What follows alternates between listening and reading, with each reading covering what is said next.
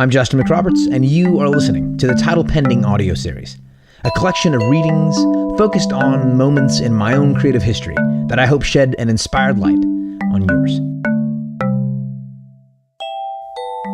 Chapter 16. What Other People Think Does Matter. Laura Van Duren makes highly engaging and beautiful work. Part of what I love about Laura's process is that it matters to her what others think about what she makes. She doesn't worry about it per se. She's not up at night counting her Facebook or Instagram likes, but what people feel when they interact with what she makes matters to her. The interaction with her viewers plays an integral part in Laura's art. Between 2012 and 2013, Laura built a series of houses entitled Right Home. Each of the houses is suspended from the ceiling and is large enough for a person to duck inside. Once inside the house, viewers are invited to physically participate in the ongoing development of the piece by writing a few words about their experience of home on one of the piece's inner walls.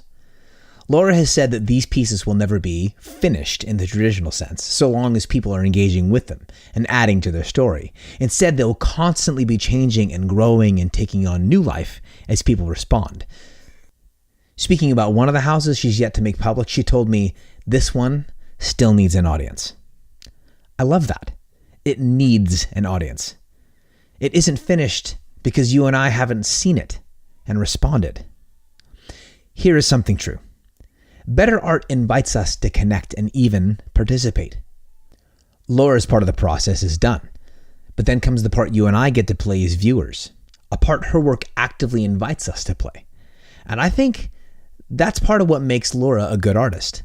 I think good art, actively or passively, calls its listeners, readers, and viewers to become more than just consumers. In his book, The Icarus Deception, author Seth Godin suggests that the rewards of creating art are not present at its creation, because the art isn't truly art until it has connected you with another.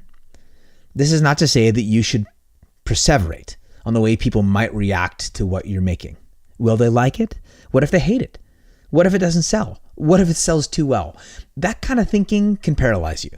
But so can thinking you need to develop your artistic voice and vision in isolation, avoiding the responses of those who will read or see or hear what you make. Instead, I believe the psychological, social, and financial response of your audience should matter to you.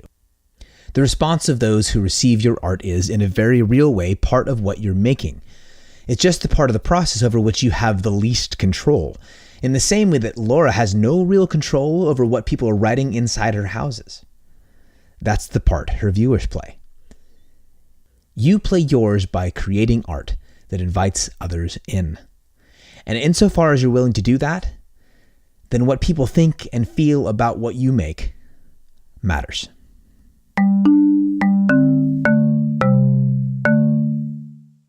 Thank you for listening to this episode of the Title Pending audio series.